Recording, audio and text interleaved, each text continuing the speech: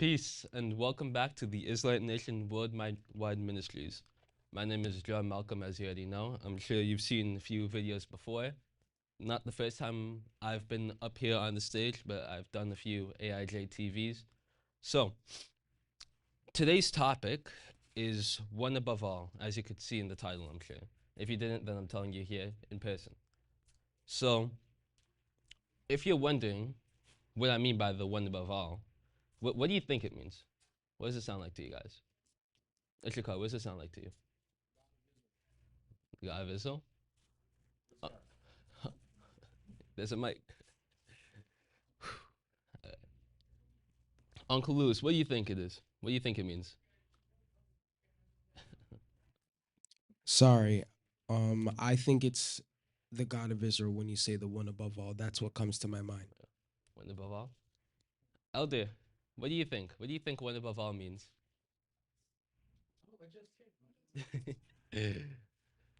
Well, peace and good afternoon to you all. Those in person and in Cyberland, peace. Yeah. Go ahead, go ahead. Well, it is the God of Abraham, the God of Isaac, and of Jacob, because he's the one that created the heavens, the earth, and everything on it. And we Yeah. serve him, and we serve him at, our heart's desire, our goals is just to serve him. He's our Father. Yes, sir, that's right. So, before I get straight into the lesson, I have a few topics here. It's all throughout within the lesson. It's all coming into one. So, a few weeks ago, I was with my dad and we were going to like a Canadian Tire or something. We entered and I looked to the left. A whole section of Halloween was already there, like a good chunk of the store, already Halloween. And when we were there, it was like August or something, not even September yet. School hadn't even started yet. The whole aisle on the side, Halloween things. You could see fake pumpkins, costumes, mummies, skeletons, all that.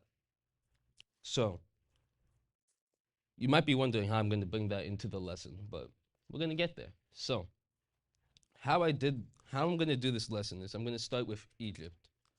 So, if you were at my last lesson with Chris and my brother Jesse about Passover, we were talking about the 10 plagues and the declaration of war in Passover.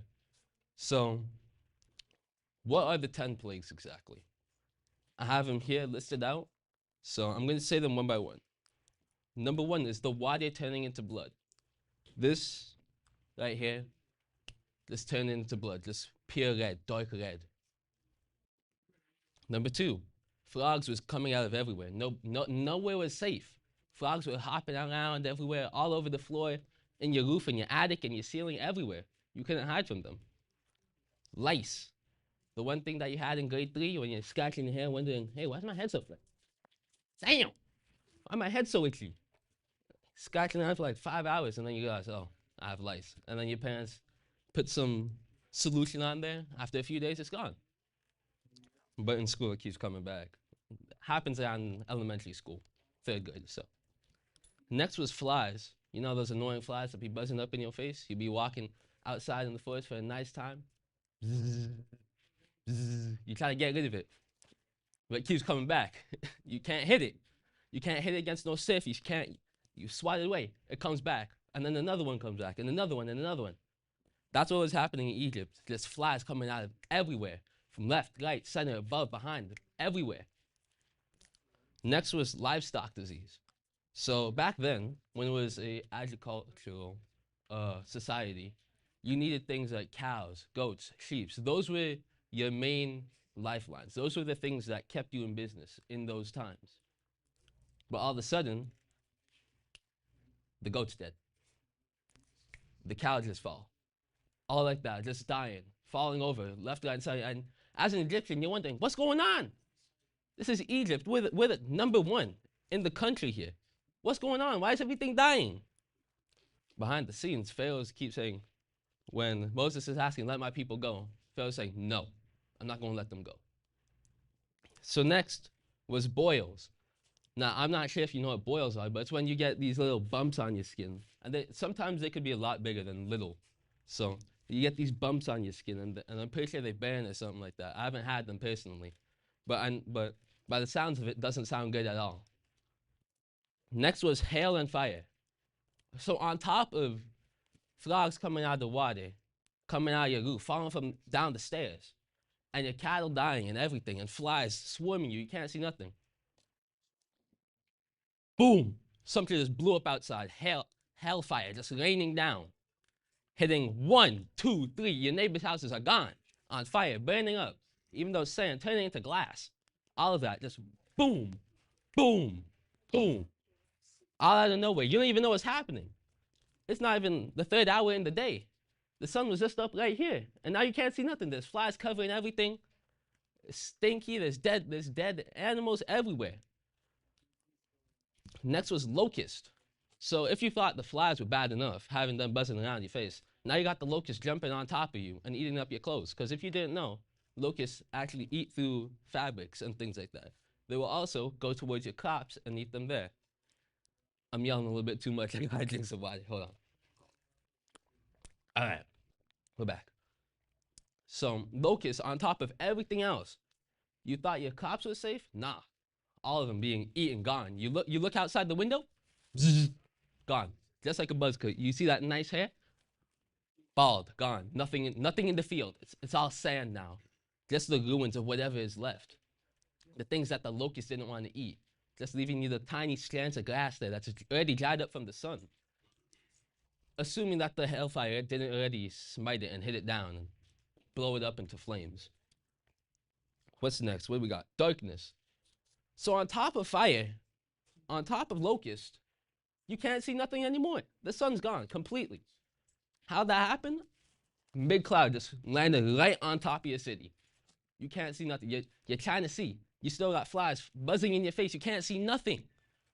Nothing. Locusts are also jumping on top of you. There's frogs. You're stepping and slipping on frogs. You can't see nothing.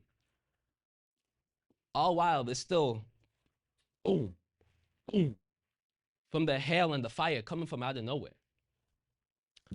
And the last one, death to the firstborn. Do you know why that happened? That happened because Pharaoh thought that his gods were superior to ours. He thought that, hey, what's this Moses guy gonna do? He's just a regular person. What's he gonna do? He just got this long stick. He probably found it somewhere in the desert and came here and walking up in my crib and saying, let my people go. So as Pharaoh, if you were in a thriving country, like let's say theoretically that you're the president, right? You have all this power, you have everything.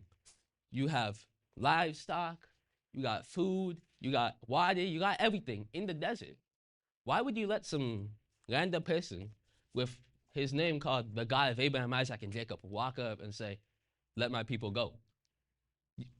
If you were in that position, you would say, no. Why am I going to give you all my stuff? For what? For free? Not in this economy, especially not in this economy. So, this all happened because Pharaoh thought that his gods were superior to our one God. One, and all of these plagues, they're not by coincidence or accident.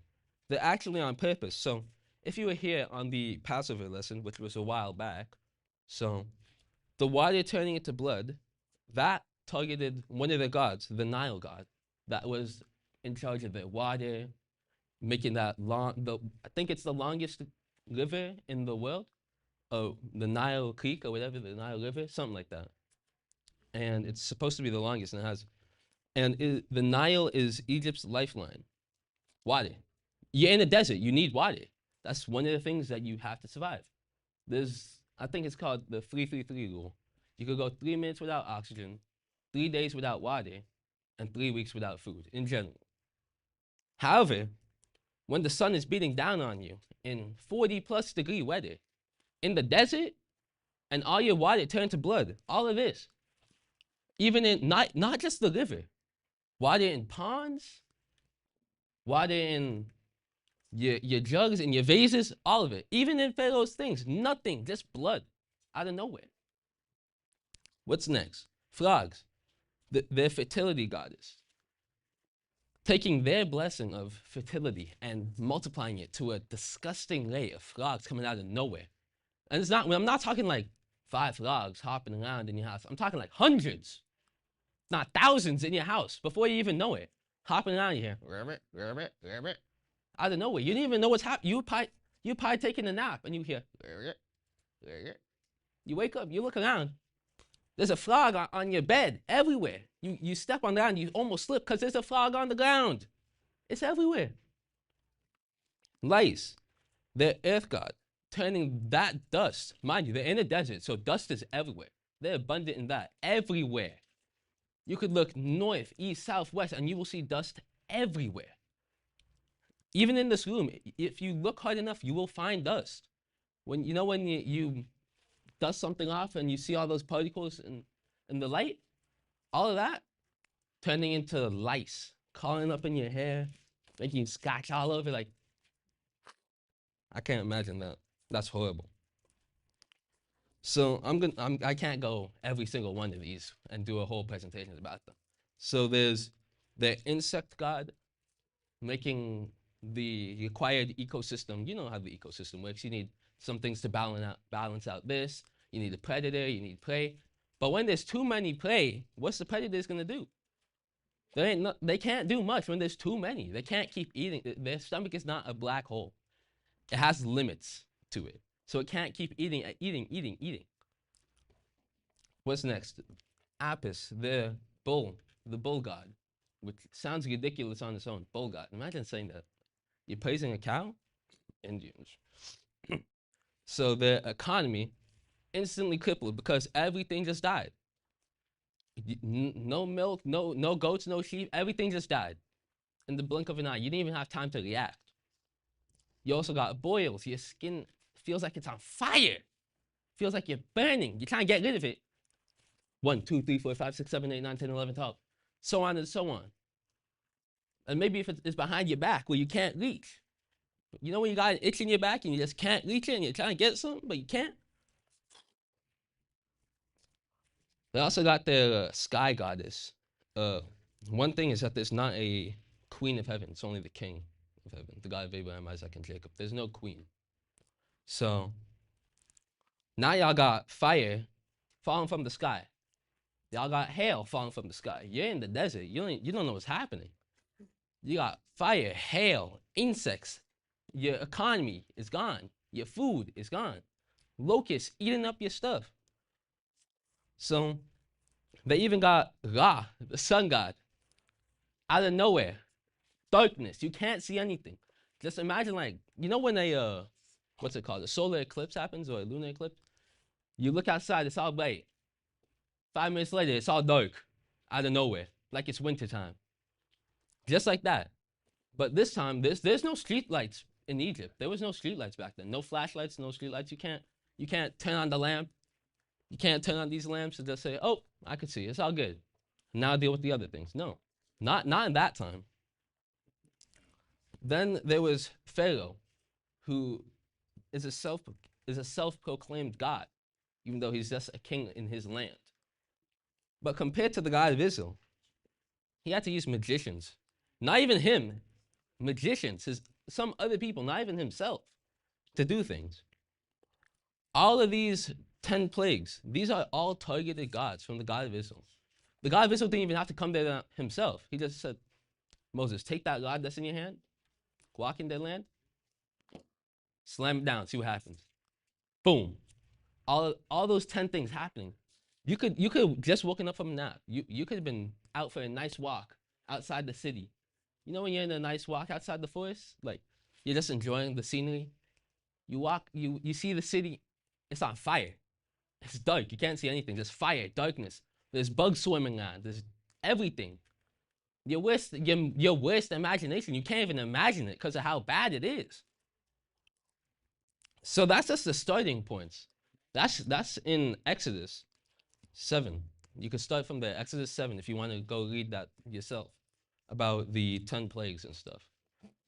That's just 10 against the God of Israel. The God of Israel didn't even have to be there himself.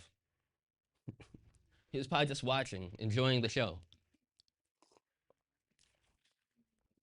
Or he could have been eating popcorn. I don't know what they was eating up there. Maybe they had popcorn way ahead of us. You don't know. He has everything. He is everything. He is the one and true living God, the God of Abraham, Isaac, and Jacob. And that's why today's lesson is called the one above all. Because even against 10 of these gods, already, we could see already, probably within the span of a few hours, or no, wait, it says throughout a few days. Through these 10 days already, one God, 2, 3, 4, 5, 6, 7, 8, 9, 10. You can count it on your hand. All wiped out one by one. As if he's just playing with them. He's just toying around with them, seeing what happens. Okay, so let's see. So they have a god of water. What, isn't that the first thing I created? Water? Was the earth without form? Was it just waters there? It was a void with nothing but water. So why are they saying that their God is the God of water? Okay, let me fix this. Blood. Instantly. You can't drink that. You can't filter it. It's hard to get rid of. It stains. It's everywhere.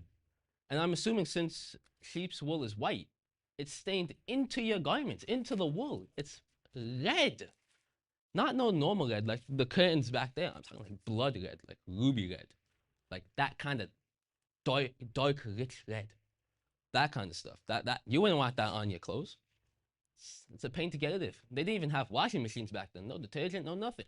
They had to go in the river. Oh, but the river's with blood. You're just going to soak it in more blood. You can't do nothing. There's no water around. So, as I just said, I have it listed out here. 10 of their gods already in 10 days. If you ask me, that'd be pretty embarrassing. 10 of your gods taken down in 10 days? God wasn't even there himself. He just sent his best friend Moses to deal with it. So, this is within the past day.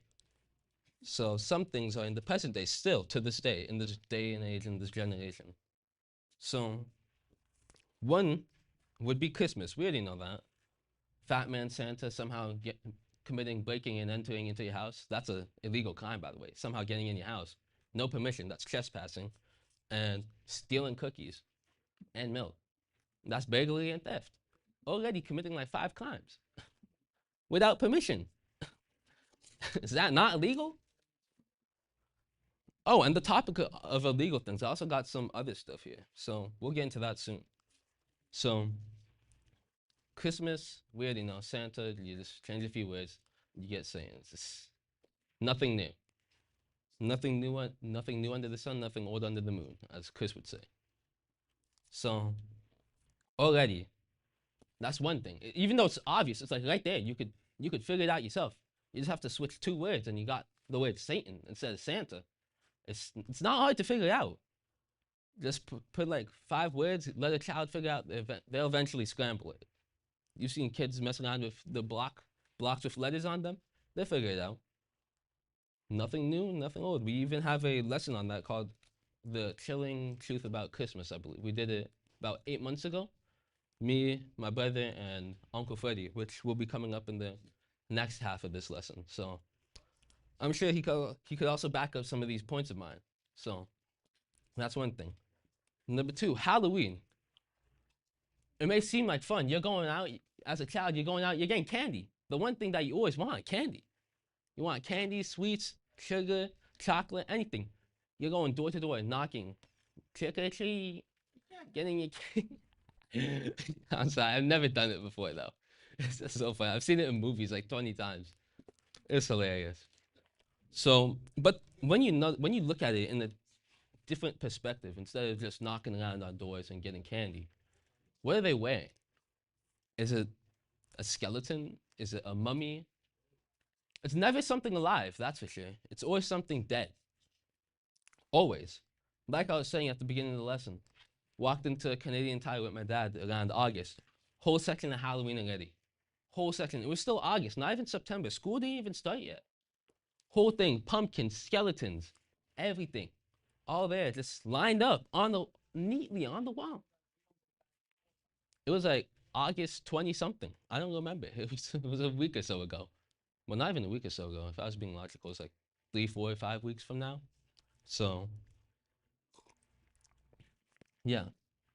Already having it in like late summer. And I'm pretty sure like every year they do it earlier and earlier. I don't know if you guys have noticed that when you go shopping or something, You happen to notice there's like a pumpkin around the corner. There's a skeleton hanging up somewhere. It's just all dead things. You never see anything alive during Halloween. And and on top of that, they do it in the dark, not in the light. Israelite, light. You can put two and two together. But when you're doing things in the dark, dressed up as dead things, you're bringing out spirits. You're summoning things that you don't even know. You don't see when kids are doing it, they don't know.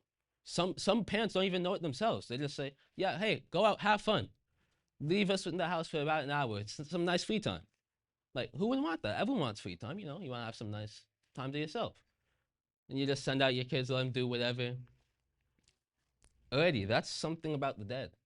And if you didn't know, the Morrigan, which I believe is the god of Christmas, no, not Christmas, Halloween, it has to do, it deals with death, war, and unclean things. So we already know you can't just walk up to a dead body, poke it. All right, he's dead. Well, you're unclean. You touch the dead body. That's a dead body. It is deceased. The soul and the spirit have moved from that physical thing. I can't go too much into that because elders said, "Tell no man." I can't be leaking things about the spirit like Uncle Andrew did a week or so ago. Yeah, you're out here leaking things that elders said, "Tell no man." You gotta listen to instructions. So, moving on from Halloween, next is St. Patrick's Day. It's a one-day thing. It's commonly overlooked by people, but it's a day that the Christians decided, in a nutshell, I'm putting this in a nutshell after my research, they decide, hey, on this day, we're going to change some of the pagan things to more legal. So right there, they're manipulating their own law, making something that's unclean to them clean all of a sudden. That's like the government saying, no, you can't burn down houses. That's arson. But then the next day, hey, new law, you could burn down whatever you want. It's all good. No problem anymore. You won't get in no legal trouble anymore. It's like it's unclean. Like saying it's saying from their God, saying that, hey, this is their laws, statutes, commandments. Don't do this. But then you're gonna manipulate it to do the exact opposite of that. That's counterintuitive. Why would you do that? So you're exactly just showing like you want to do some pagan things, but you don't want to be called a sinner for that. So might as well change it to something that's lawful and legal. You'll be fine.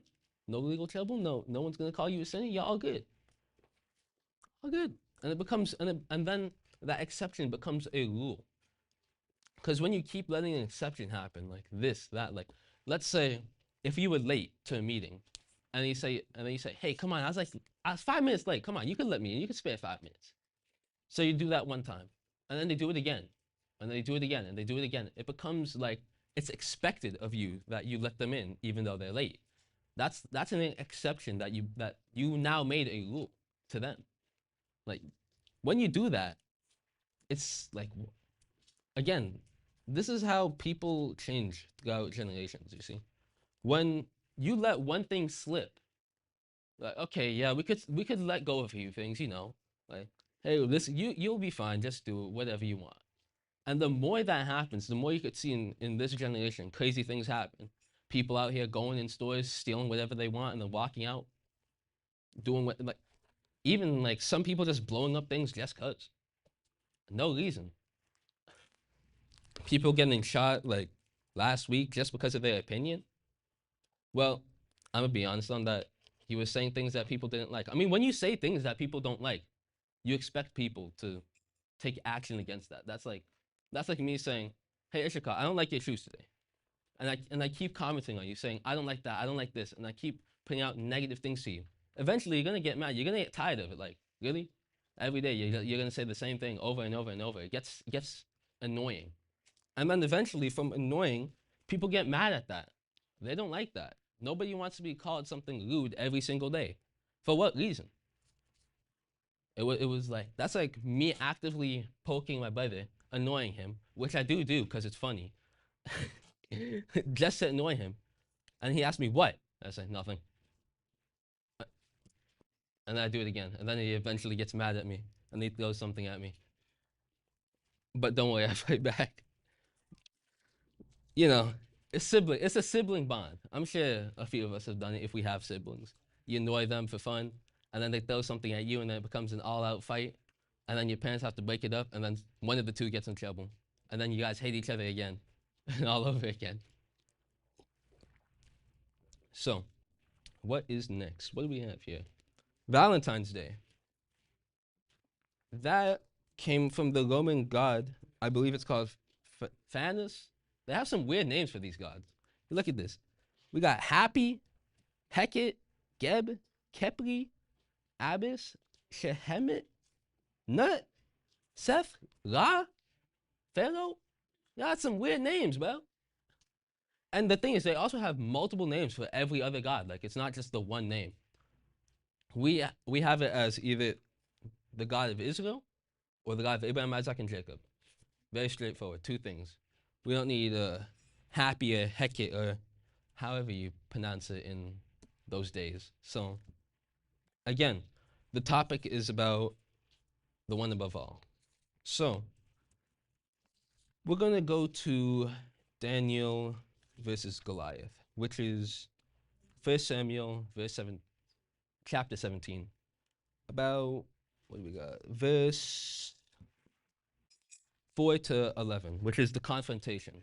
That's when Goliath is going to David, or the Israelites' area there, their territory, their country and stuff. So, reading from verse 4. And there went out a champion out of the camp of the Philistines named Goliath of Gath.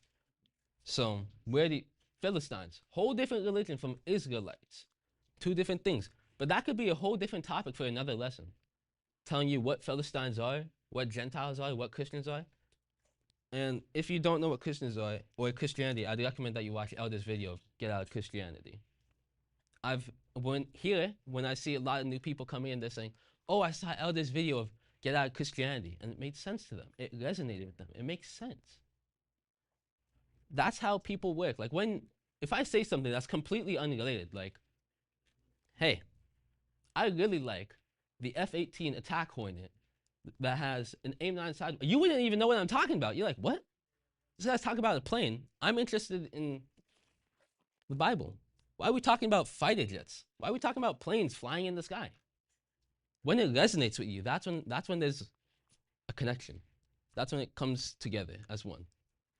So even like with glass and dirt, when you have dirt with nothing, it's dirt. You can't just pour water on it and expect something to go out of it. It just becomes mud. Then y'all got mud. And when you put seeds in there, when it has something that they both need, because without bottom planting, then dirt could get washed away with water. It's any flash floods or things like that, wash away the dirt, just like that. It's not that hard. It's like turning on your hose to the maximum setting and blasting dirt. It just flies up everywhere. It's gone. But when there's roots in it, the plants, when they work together and form as one, then you can't just blast it out. Like you could try as hard as you want. It just won't budge. So when there's a connection, people make that connection to people. So from Elder's video, I've heard a few people say, yeah, I've seen that video and it made sense, and they come here. So back on topic. We are starting from verse 4. And there went out a champion of the camp, yes, I know I did read it, of the Philistines named Goliath, of Gath, whose height was 6 cubits and a span. And he had a helmet of brass upon his head, and was armed with the coat of mail, and the weight of the coat was about 5,000 shekels of brass. Brass is pretty heavy. I don't know if you've been in your chemistry class or science class. Most of you guys are older, so I don't know when was the last time you guys went to school. I'm not saying that you guys are old. I'm just saying, like, you guys probably haven't been to school, and like you guys already went past that. You're there, elementary, middle school, high school, university, college, wherever you went. You're already out of school. You're an adult. You take care of yourself now. So I'm just saying that brass is one of the heavier metals, and I believe it was once used in like Navy diving in the first variant of scuba gear, because you have to withstand that pressure, because you can't just take like a plastic container, bring it down to a depth of about 100 feet. It's going to implode. It's going to crash because all that pressure coming in on the one place. There's stress points in structures. So when all of that happens, it just snaps, breaks completely. Uncle Lewis was like, I might need more water for this. All right, we're going to have to ration it out. So, starting from verse 5. No, we already did that. Verse 6. And he had greaves of brass upon his legs and a target of brass between his shoulders. So he has it up here, here, in between his legs. That's heavy. That's a lot of weight. But mind you, back in these days, people, like, there was giants, not normal people, like 5 foot, 4 foot, 6 foot. We're talking giants, like as big as trees, like huge. Like you might have to just straight look up and just to see them. Like, if anything, you're probably like this to them, just a tiny little speck, like an ant. You know when you're walking over an anthill, you see all those tiny workers, and if you imagine it from their perspective, they gotta look all the way up at you. But in real life, as long as you don't disturb the ants, they won't disturb you. But if you leave food out in your house, obviously they're gonna take advantage of it. You can't blame them. Survival of the fittest. So, from verse 7, and the staff of his spear was like a weaver's beam, and the spear's head weighed 600 shekels of iron, not brass anymore, iron, which is a whole different caliber compared to brass.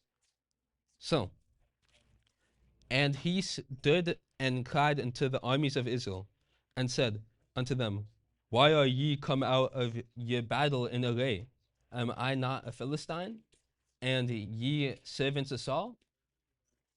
Choose you a man for you, and let him come down to me. So he's inviting a fight. Like he's saying, okay, choose your best fighter and send him to me. We're going to fight. So, and the Philistines said, I defy the armies of Israel.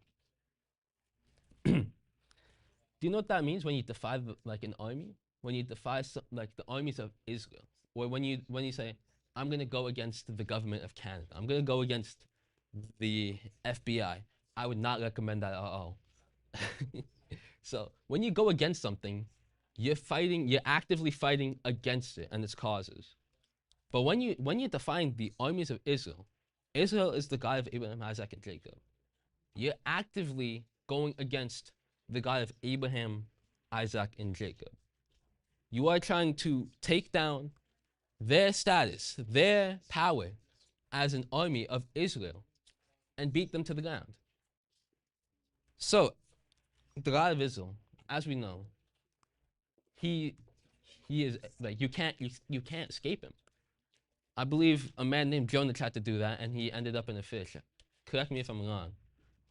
One of those people tried to run away from the God of Israel and ended up in a fish for a few days. I wouldn't recommend it. So, continuing from verse 11. When Saul and all the Israelites heard those words of the Philistine, they were dismayed and greatly afraid. So this is the confrontation part. So for those that just came in, we are talking about 1 Samuel chapter 17, verse 4 to 11. Talking about David versus Goliath. This is the confrontation of Goliath going out and actively inviting a fight to him. So, since I don't want to burn like 10 minutes leading from verse 11 to verse 41, just going to flip the page and, oh wow, look at that, verse 41. So, who laughed at that? It wasn't that funny. Who laughed at that?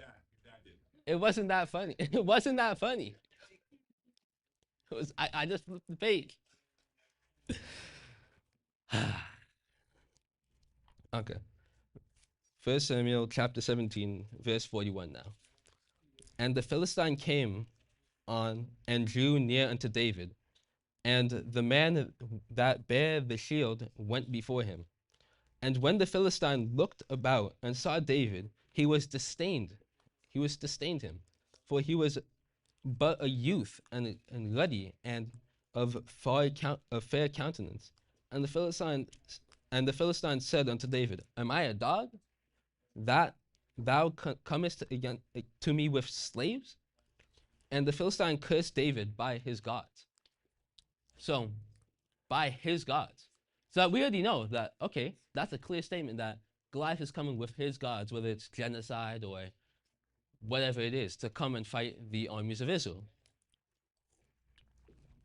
So that's already a god against our God, the God of Abraham, Isaac, and Jacob. So we're going to see how this plays out. So, verse 45. No. Verse 44. My bad. And the Philistine said unto David, Come to me, and I will give thy flesh unto the fowls of the air and to the beasts of the field. So he's saying he's going to tear him up. He's going to beat him into pieces. He's going to toss him in the air. Birds are going to come down. Like you ever see like a hawk? You toss up some food, snatch it and fly away, just like that. So that's what he's threatening. He's saying, I'm going to beat you down. I'm going to throw you in the air. I'm going to toss you down. I'm going to throw you to the beasts of the field. That's a pretty bold statement. But again, these people back then, these are giants. So to them, this is child's play. At least that's what they thought. So then said David to the Philistine, Thou comest to me with a sword and a spear, and with a shield. But I come to thee in the name of the Lord of the hosts, the Lord of the hosts. So now we have it. Now we have it. It's fair fight. It's fair fight. We got your giants and your gods against David and our one God, because there only is one above all. As the lesson title says, one above all. It's self-explanatory. It's in the name. So, continuing from where I was. But I come to thee in the name of the Lord of the hosts, the God of the armies of Israel, whom thou hast defied. This day will the Lord deliver thee in mine hand, and I will smite thee. So, David's saying, the God of Israel has me covered. I don't got to do all the work. The God of Israel has me covered. And we're going to see how that goes. So, and I will smite thee, and I will take thine head from thee. So what he's saying, he's going to grab his head. Just like that. Cut it out, decapitate him. Just like that. Take his sword, boom, right across the neck, just like that. And I will give the carcass of the host of the Philistines this day unto the fowls of the air and of the beasts. So he's saying, nah, you're not gonna toss me around in the field. I'm gonna grab your head. I'm gonna decapitate. I'm gonna cut your neck off, toss you around, give you to the birds that you said were gonna eat me, and toss you to the beasts that you said were gonna eat me. So that all the earth may know that there is a God of Israel. So he's not doing this for the fun of the game. He's saying, I'm gonna do this to show your gods that my God is clearly superior to yours. And he's gonna do it from this one man alone, David, against however tall these giants were. Probably looking up like this at him. But David he wasn't scared because he knows God of Israel has him covered. So, verse 47. And all this assembly shall know that the Lord saveth not with the sword and the spear, for the battle is the Lord's, and he will give you into our hands. And it came to pass, when the Philistine arose and came, and drew nigh unto David, and David that hasted and ran towards the army to meet the Philistine. And David put his hand in the bag and took thence a stone and slang it at him. Mind you, these slingshots back then, it wasn't like these. It wasn't these small ones. We're talking like a long elastic band. You put it into there. Boom, you whip it at him and it just goes flying. So, and when he slang it, it smote the Philistine in his forehead, that the stone sunk into his forehead. It didn't bounce off. It went into his forehead. So, if you know a common analogy, under the skin is bone. When it goes past the skin and it sinks into the skull, that means it broke his skull, went through and into his head. and he fell up, and the Philistine fell upon his face to the earth. So David prevailed over the Philistine with a slingshot and a stone, and smote the Philistine and slew him. But there was no sword. So how's he gonna do that epic Mortal Kombat finisher and just like that? So what he did instead, since he didn't have the sword, therefore David ran and stood upon the Philistine and took his sword and drew it out of the sheath, and therefore he slew him and cut off his head. So just like that, when you put yourself in a real, if you have to fight like in a real scenario, it happens all in the blink of an eye. It's so quick. Like you're just doing things to protect yourself or to against them. Like you're doing it in the heat of the moment. You can't fully recall what's going on. You can't say the details. Like you can't say, oh, so here we have Priest Tyrone versus Uncle Andrew. They're about to fight. Like it goes in slow mo, like every other video. You see them throwing their hand. It's slow motion. About it clap. No, in real life, it's you're moving, you're swinging, you're hitting. You don't know what's happening. If anything, you hope that you keep them in your visibility, so then you have a visual on your target. So, by that alone, David took the stone, slinged it towards him, hit him in the head. It went past the skin into his skull. When he was on the ground, he took his sword, just like that, decapitated him. All within, who knows? It could have been a few minutes, it could have been a few seconds. Who knows? We don't know. So, there you could see that's Goliath and his gods against the God of Israel. Just like that, all over in maybe a matter of a few seconds. Where he went past Egypt's gods. One day, one kill from the God of Israel. Out here going, God, next God, next God. For the 10 days, you can count it on your fingers. 1, 2, 3, 4, 5, 6, 7, 8, 9, 10. Just every single day. And now we have another competitor, Goliath, going against David. At this time, David was not a warrior. He was just somebody tending to some sheep. He had no skill or experience in this. Like it never stated that he was a warrior in this time. He didn't even know. So he just stood up in the heat of the moment, representing his God.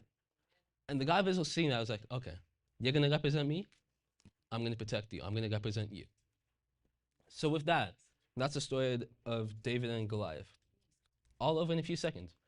And you might think, oh, this is just David versus Goliath. But behind the scenes, behind the physical fight, there's always something spiritual to it. Whether it be a spirit versus a spirit, maybe it's a spirit of arrogance and aggravation. But it's stated that he's coming with his gods, that's multiple, against the one God of Israel. Just like that. Those gods defeated by the God of Israel. You didn't even get to see what happened. It's just in the physical. You see the story in the physical. So, there's also, this morning, surprisingly, they were talking about Daniel for a few minutes. And when I heard that, I was like, huh? Y'all spying on me? Because I just researched that like yesterday. How y'all know about Daniel? I was researching that yesterday. Y'all got spies in my house? Who said they do? So, let's go to the story of Daniel. So, Daniel 3, from verse 12 to 26. Now, this isn't exactly a fight. It's not a physical fight. It's about Nebuchadnezzar's idol compared to these three men that are in Israel. So, let's get to it. Starting from chapter 3, verse 12. There are certain Jews whom thou hast sent over the affairs of the province of Babylon, Shadrach, Meshach, and Abednego. These men, O king, have not regarded thee. They serve not thy gods, nor worship the golden image which thou hast set up. So for a little bit of context, Nebuchadnezzar, he set up his idol. That's a physical thing. It's when I remember a while ago, I had a talk with my dad. It was during the car ride. I was asking him, why didn't our forefathers listen to the God of Israel? This was a few years ago. And throughout the talk of it, he said, what do you think is stronger? This pencil which somebody made, which you could snap, I could snap it right here, right now. I'm not gonna because I still need the pencil after. That pencil stronger than a human? You made that pencil. This was manufactured by a human. You made it using resources from the earth. So why are you gonna go praise it? You're taking sticks and stones. Back then, they're making idols. Like, why are you're using stones to represent your God? You out here making your God? Made in China quality. Holy. So, so continuing. Now to verse 11. Then Nebuchadnezzar, in his rage and fury, commanded to bring Shadrach, Meshach, and Abednego. And they brought these men before the king. Nebuchadnezzar spake unto them, and said unto them, Is it true, O Shadrach, Meshach, and Abednego, that ye did not serve my gods, that's multiple, nor worship the golden image that I have set up? That me, as a physical person, put up there. It's like putting up a painting and saying, wow, this is my God, this is my idol. Really? Of all things, a painting? There's no, what's it gonna bring you? Besides the cool artistic design on the wall, what does it bring you? Nothing. So,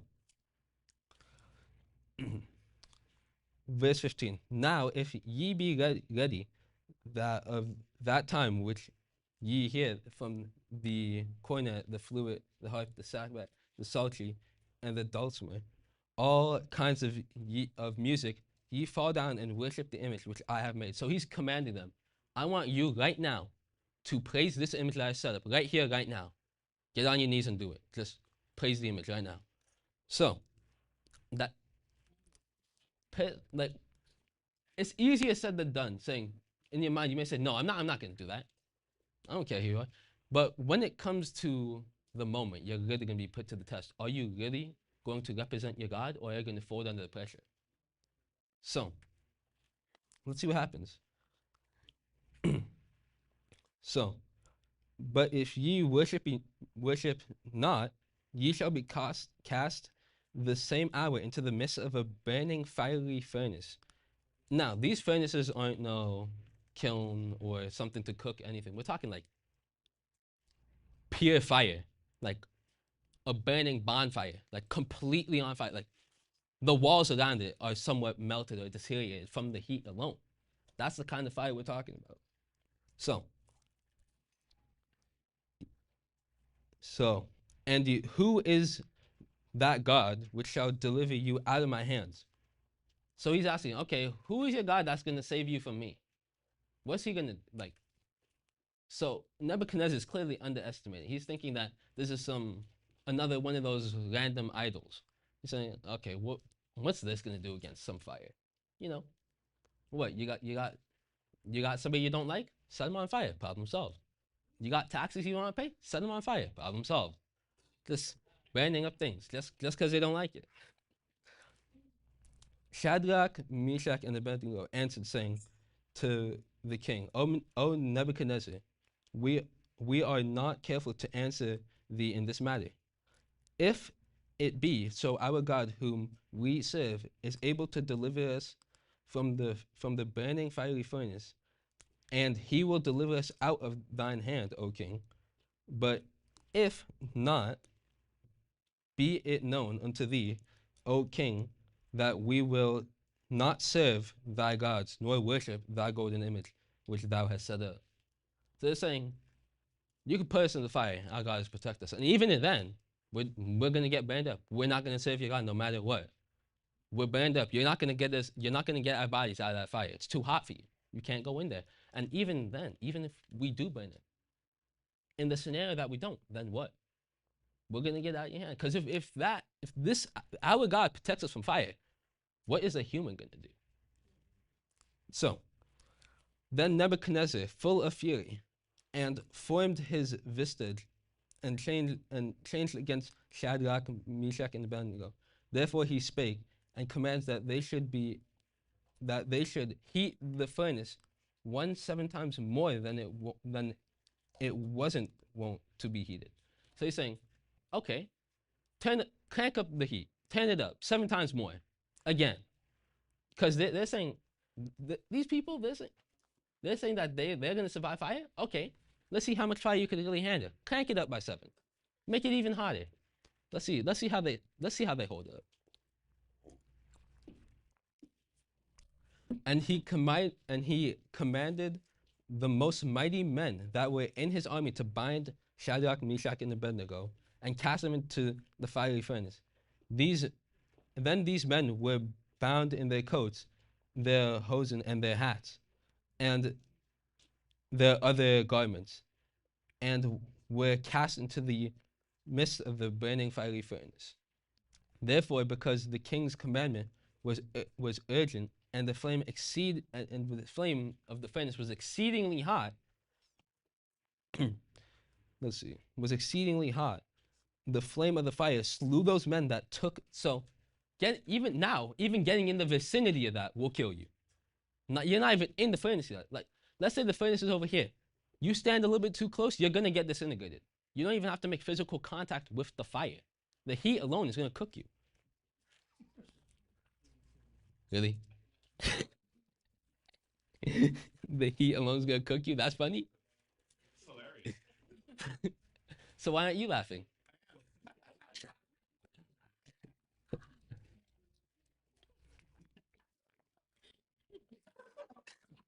All right, so I guess now this is a comedian show, huh? Anyone else want to step up to the podium? Anyone else got any funny jokes? Cooked? No? No? Okay. Continuing where we were. Okay, so it's a little bit funny, but it's not that funny. It's a little bit funny. So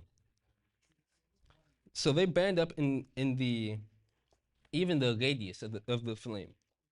Then Nebuchadnezzar the king was astonished and rose up in haste and and said until his counselors, did we not cast 3 men bound into this fire? They answered and said unto the king, true, O king. He answered and said, lo, I see 4 men walking loose in that fire. There was 3 of them, but now there's 4 of them. What is that? There's 3 people that we bind up. Meshach, Shadrach, and Abednego. We didn't count the 4th person. We had them tied up. There's 3 of them. So why do I see a 4th person in the fire? So, and they were just walking around. Like, they weren't just standing there. They're just waiting. So, let me find it. And they have no hair. So nothing on them has burned. So in that fire, they're walking around. They're A-okay. Clothes are fine. Everything's fine. Nothing burned up. Not even the hair on their head is burned. I don't have a lot of hair on my head, but You have enough. I have some too. on your head or on your face? There's a few. Are you? Please tell. Are you smiling? Are you smiling? You know, I have to say, this is a very wonderful lesson, young Joab. And yes, we do have hair. We do have hair. Yeah, I'm talking about like the top. I'm not choice. This here. Yeah, That's your face. it's not. That doesn't trust count. me, I'm talking it's a choice. hair up here. Aisha is my witness. I'm Even talking though about she's hiding. here. I'm not talking But about down here. Your There's a stark difference between the 2. See, one's on your face. This guy's The got other so is many on top jokes. of your head. He's got so many jokes. But I gotta say, young Joab, you're doing a really good job up there. Really fantastic job. Thank you, Your first time at podium, and you're definitely delivering a very good message. You know, our fathers were warriors. We listen. We didn't take no prisoners. And you mentioned David, which is one of our fathers, our great fathers, that he did everything for the God of Israel. He was bad. He was a bad, what we would call nowadays bad boy. You know, everybody, you know, is fighting people. He goes into battle with blood all over his hands. He's done all these things, but yet still, he slept with another man's wife and got her pregnant and all these things. But do you know what he did? He took ownership for what he did. And that's what made the God of Israel love him so much, because he still cried out to the God of Abraham, Isaac, and Jacob. Even though he did wrong, he says, okay, I'm going to fast 7 days.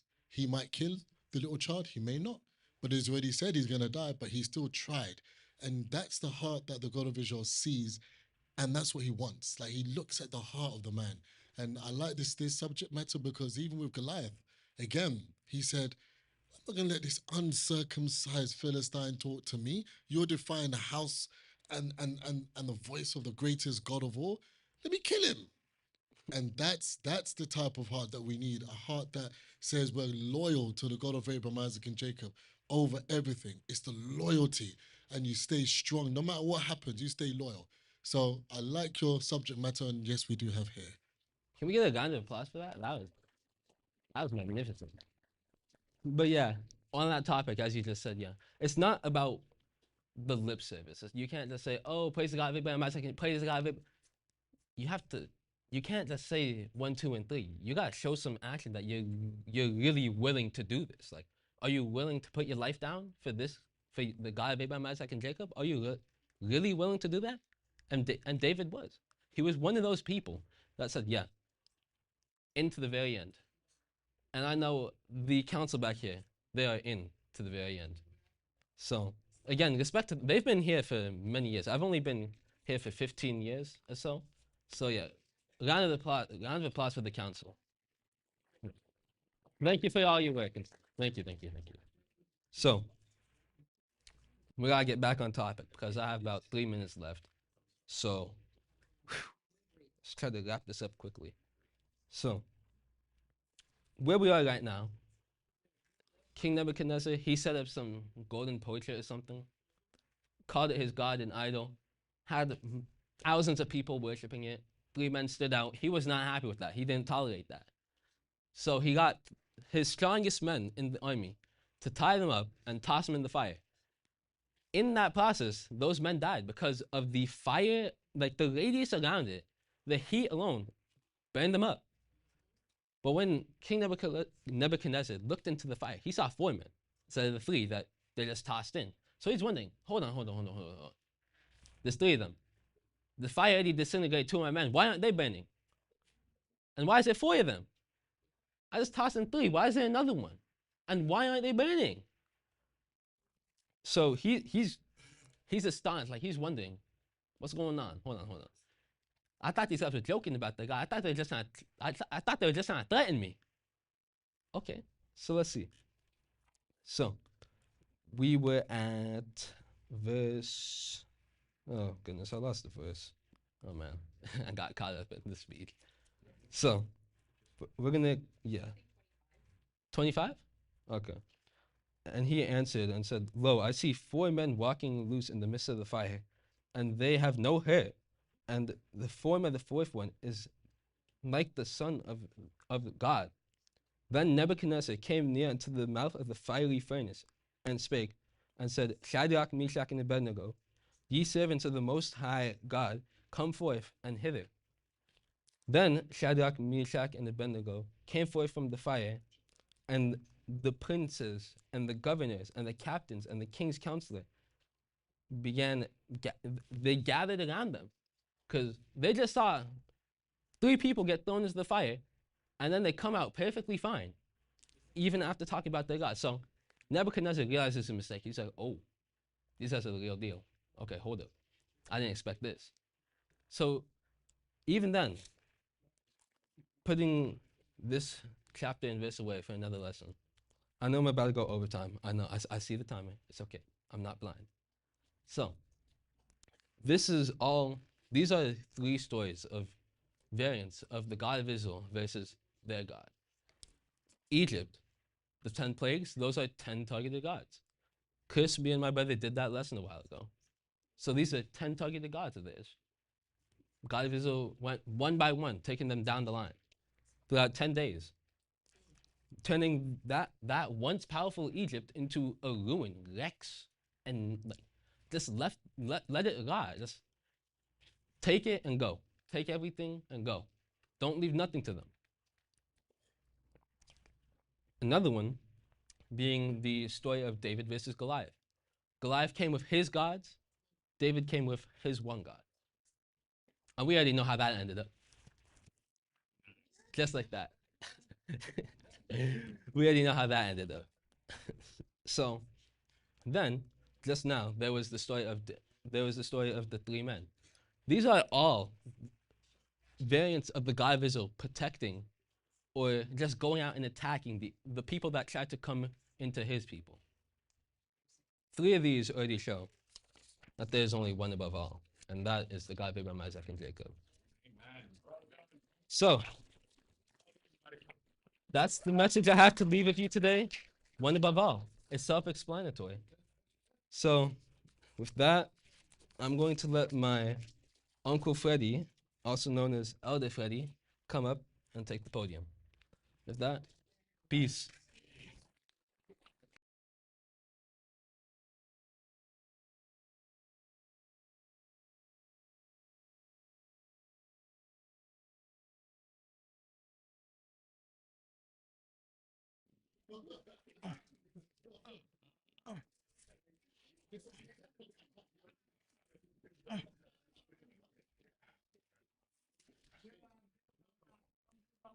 Whew. Is this water for me? Yes. I'm gonna need it.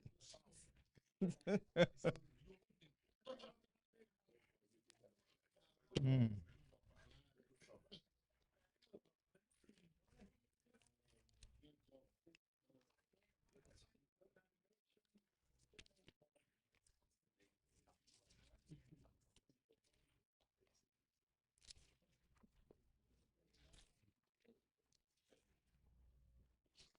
Peace and good afternoon, everyone.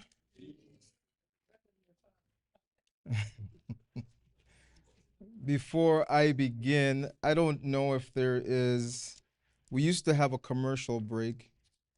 There used to be a time in between.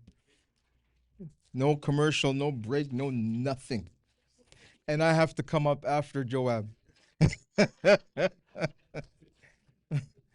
not going to be easy. But what I'll do is this.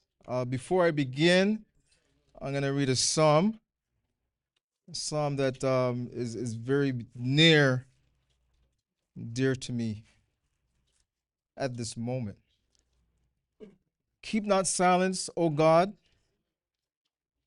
Hold not thy peace, and be not still, O God. For lo, thine enemies make atonement, and they that hate thee have lifted up the head. They have taken crafty counsel against thy people, and consulted against thy hidden ones. They said, Come, and let us cut them off from being a nation, that the name of Israel may be no more in remembrance. For they have consulted together with one consent. They are confederate against thee, the tabernacles of Edom, and the Ishmaelites of Moab, and the Hagarenes, Gerbal and Ammon and Amalek, the Philistines with the inhabitants of Tyre. Asher also is joined with them. They have helped the children of Lot, Salah. Do unto them as unto the Midianites, as unto Sisera, as to Jabin at the brook of Kishon, which perished at Endor. They became as dung for the earth. Make their nobles like Oreb and like Zeb, yea, all the princes of Zebah and as Zalmunna, who said, Let us take ourselves the houses of God in possession. O my God, make them like a wheel, as the stubble before the wind. As the fire burneth the wood, and as the flame setteth the mountains on fire, so persecute them with thy tempests, and make them afraid with thy storm. Fill their faces with shame, that they may seek thy name, O Lord. Let them be confounded and troubled forever. Yea, let them be put to shame and perish, that men may know them that thou, whose name alone is Jehovah, art the most high over all the earth. Selah and Selah. Amen. A little background for this particular message. I think it happened right in that spot there last Saturday, as I could remember. And Elder Andel, we were standing just over there, and Joab passed by, and he says, "Hey, you want to go up with Joab next week?" And I'm like, "Hey, no problem." No problem. Because as you know, my favorite thing to do, thank you, Andrew, I do have, my favorite thing to do is to talk about my God, my Father. And what I said to Joab was, "Joab, you come up with a lesson." And he said to both myself and Elder Andel that I want to talk about my God versus all other gods. You know, like, so I thought to myself, okay, so you want to like put them in a ring, and on this side is the God of Abraham, the God of Isaac, and the God of Jacob, and on that side is every other God? And he said, yeah, something like that. You know, just the God of Israel versus every other God. So I said to myself, okay, I like the way he's going. But we didn't have a title at the time. So I said, Joab, he called me. I said, Joab, you pick up you pick the title. And so he gave me a list of titles. And I know that for the thumbnail and everything to go, you don't want the title to be like miles long. You don't want like an teacher Ezekiel lesson, you know, like our topic. So he put up a bunch of titles. When they came through, I was driving, I couldn't really see, I couldn't really read the names of the titles. So Azariah was sitting beside me. I said, Azariah, like, what do you think here? These are some names for the title. And I said, which one do you think? And he said he liked the one above all. And I said to myself, that's a good title. The one above all.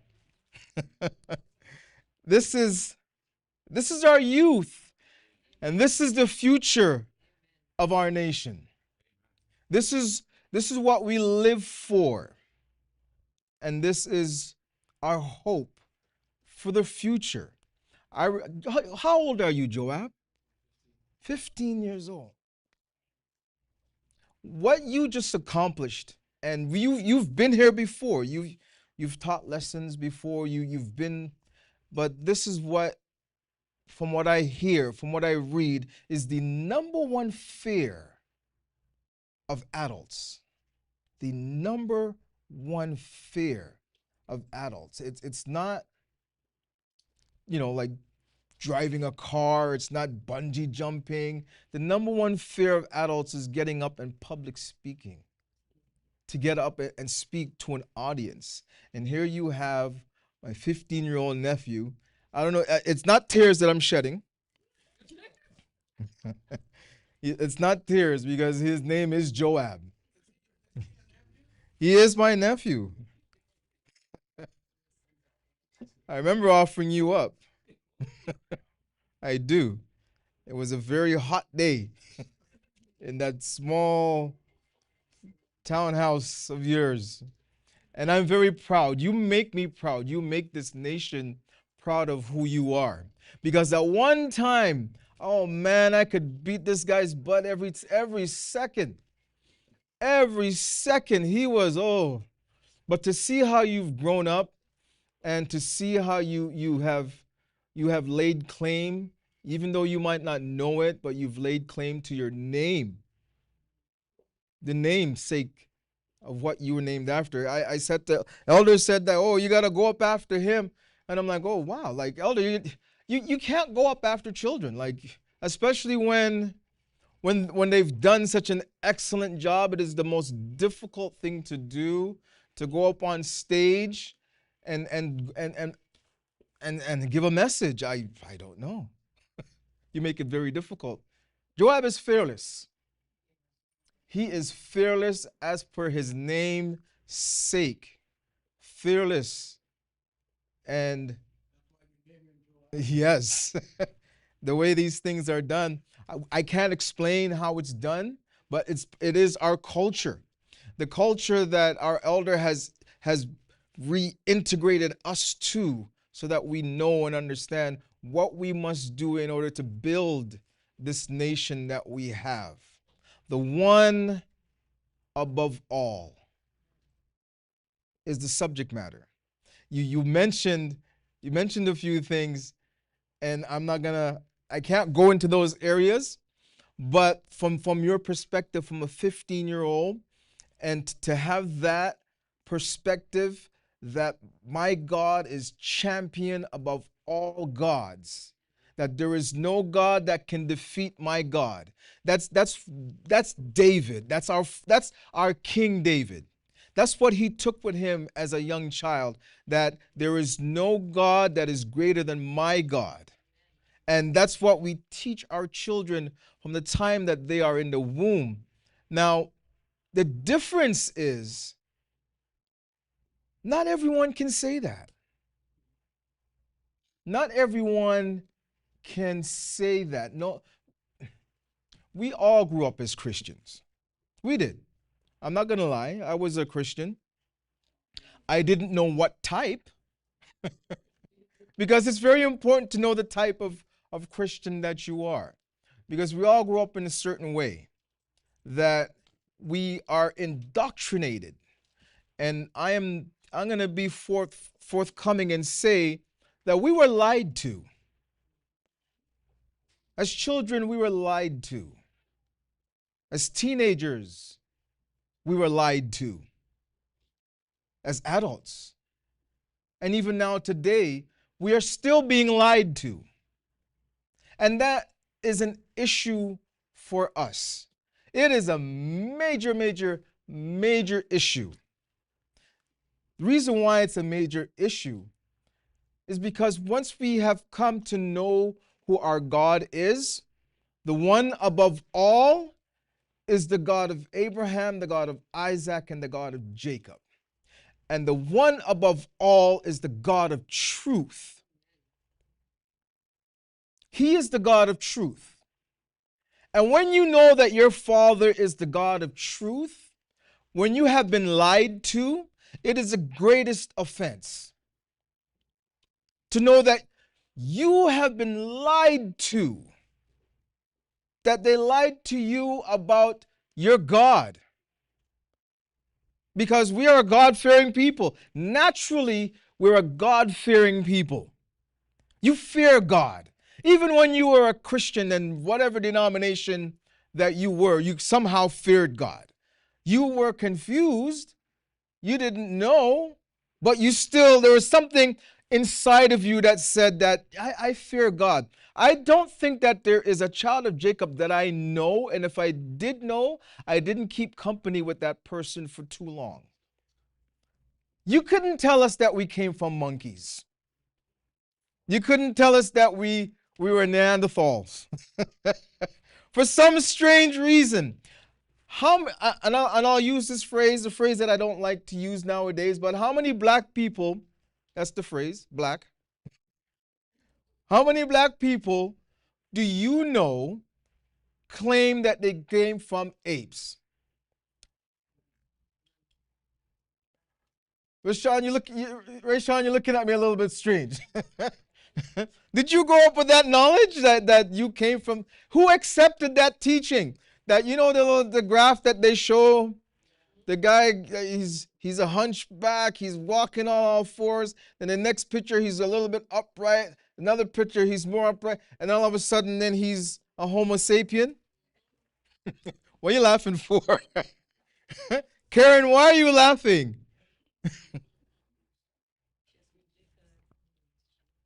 Isn't that something? That is ridiculous. but because of who we are naturally. You can't tell us that we came from that. You cannot convince us, not a proper child of God, not a true child of the God of Abraham, the God of Isaac, and the God of Jacob. Can you convince that we came from that? But that is the mainstream education. I almost got into a debate with my son this past week because he said something along the lines that we came from animals. And I was like, "Rup." This is what they teach our children in school, that we come from animals, or that we are animals. I am not an animal. Remember Eddie Murphy back in the day? Eddie, you treat me like animal. Oh man, oh man, oh man, oh man. I tell you, being who we are is the most amazing thing to me. Being who we are, there is no greater feeling than being a member of this family. There isn't. To know who your God is, to know who the God of truth is, because we were led to believe a lot of things, and most, if not all, of the things. Whose phone is that? That's not mine. Whose phone is that ringing? Oh, could have been, but I don't think it's mine. I hope it's not mine. It is on silent. But we were led to believe. We were led to believe a lot of things. A lot. Whew. They lied to us. They lied to us. They lied to us. They lied to us. They really did a number on us to have you think. As I'm looking at, there's so many things.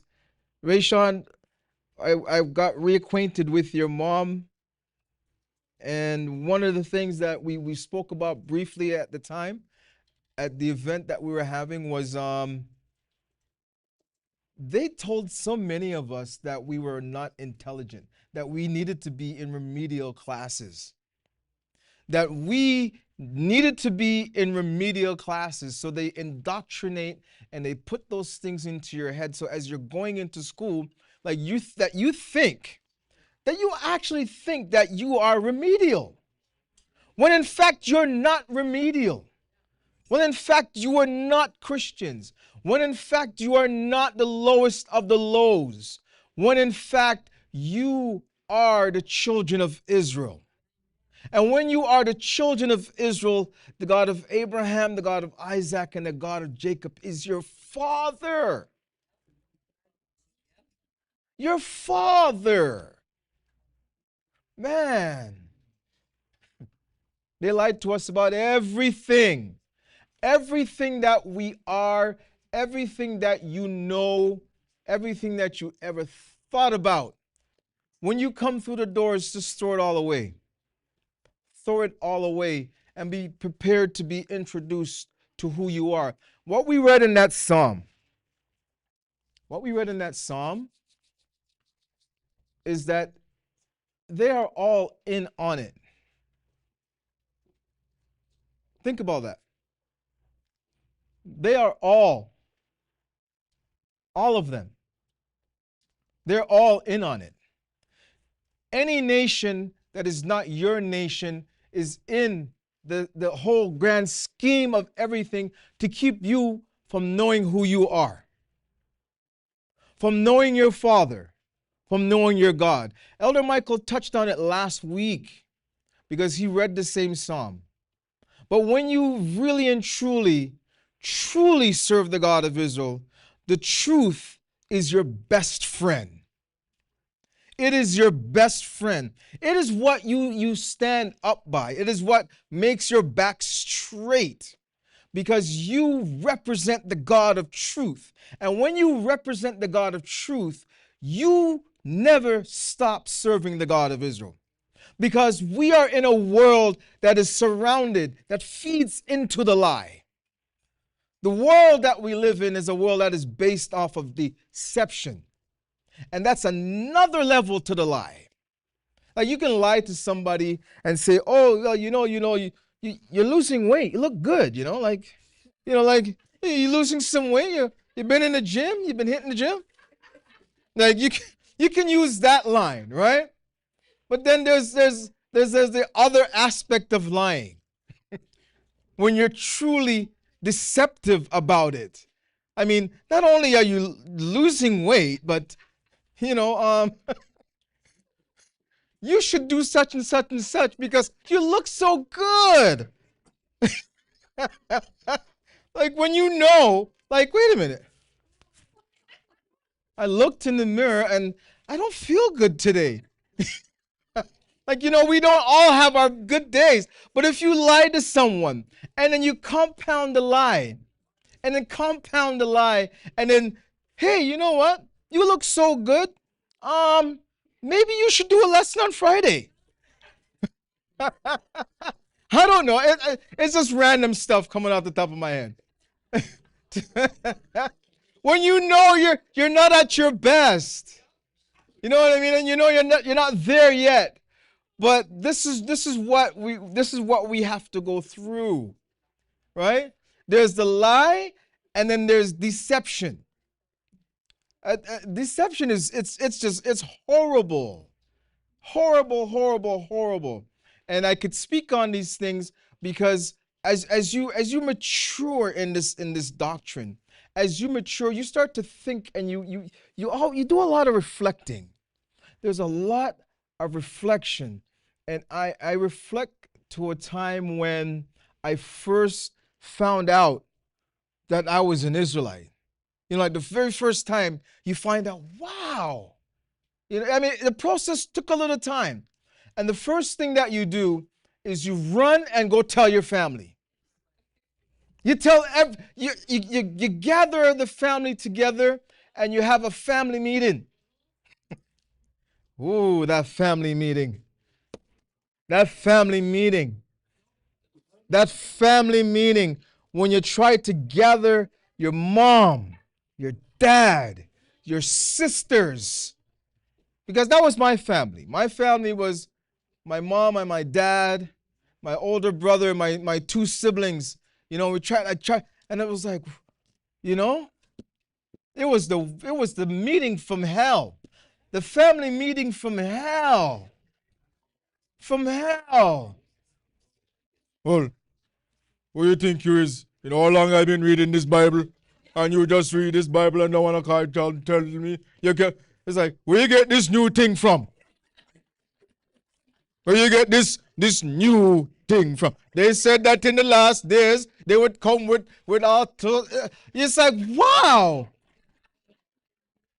It's like, what? And it's like, and you're looking at your mom like, Mom. And mom is like, your mom is like, yeah. It's like, you ever walk into a washroom sometimes and it just hits you in the face? Like, bam! You're like, ooh. Like, and it's like, oh. Like, my mom looked at me like, like, this is my mom. She looked at me like, my gosh. Like, what was she smelling that made her look at me like that? Like, just to reject you. Just to reject you like that. And it's like, all I'm doing is telling the truth.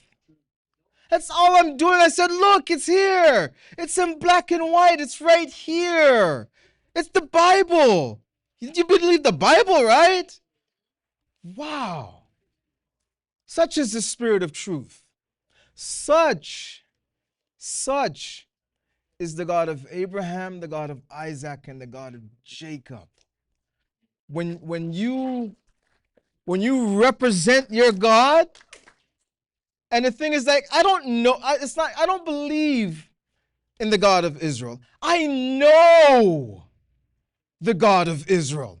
I know who I am. It's not a feeling type thing. It's not a, am I sure? Am I not sure? It's like when you can pick up this book and when you can read, and then when you see everything unfolding in front of your eyes, and when you can see the truth and the lie that we have been fed before we were born, before we even took our first breath, we lived in a lie. We lived the lie. They told us that all you have to do is believe in Jesus. All you have to do is believe in Jesus. And then they give you a picture of some guy, something, and you still, up to this very day, cannot get that image out of your mind. You can't, because now when Elder Shadrach teaches you about the Christ and the difference between the Christ and the vessel, all you think in your mind is that vessel, all that image, that false narrative that has been poured into us. You can't even go forward from there to understand the beauty of the Spirit of truth, the one above all spirits. Like, he is the God of truth. And throughout this entire Bible, all he talks about, I am the God of truth, the God of truth, the God of Abraham, the God of Isaac, and the God of Jacob. I did this for my people, and no one else. My people, the children of Israel, and no one else. And when you just look at people's reaction, look at their reactions and the people that hate you when you speak the truth. Think of the people that get mad at you. They get angry with you because you are speaking the truth. When you are of the Spirit of truth, you should be offended when people lie to you. You should be, because you represent the God of truth. You represent this book that no one understands. Nobody understands this book. But you get into the book and you're like, what's that guy's name? The Phelps guy that just backstroke and swim in and dip in, and Michael Phelps. He's not even human. That guy goes into the water and he's Aquaman. It's the same way when you dig into that Bible. When you absorb your people, and you can say, yes, I understand. Yes, I see the perspective. Yes, I know that spirit. Yes, I know the comforter. Yes. And whatever, and then you go back and then you sit and you try to have those conversations with people who don't have the Spirit of truth. It's a vast difference. The conversation is not the same. The level that you're at, I don't want to, but it's almost like it's when you're playing the video games and you meet the final boss. You at that final boss level. The final boss in his final form is like ginormous. And you're going in there with your little pea shooter and your little this and that, trying to take down the final boss. When you open up this book, man, it is the greatest thing ever. It is the greatest thing ever to have things just revealed unto you because you keep the ways of your Father. You pour into, and you put into, and the next thing you know, it's tomorrow. You know what I mean? The next thing you know, it's tomorrow. Officer Charmaine asked me one time at the beginning of a meeting, because of all the garbage that was happening, she said, how do you feel? I said, Officer Charmaine, we have Veronica's feast on Friday. Veronica's coming all the way up from St. Louis. She has her feast on Friday, and on Sunday we have family day. I have no time to mourn. I have no time to mourn, because tomorrow is the blowing of trumpets. Tomorrow. Are you guys understand? Yeah, I don't think you guys understand what I'm, man. I don't think you guys understand what I'm trying to say. Like, I remember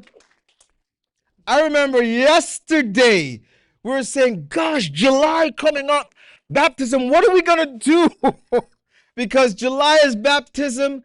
July we have feast of dedication. July we have, oh my gosh, they have Pentecost coming up. It's like, oh my, like how are we got to do baptism early, and it's going to be cold, but it doesn't matter. We got to go. We got to go. We got to build this nation.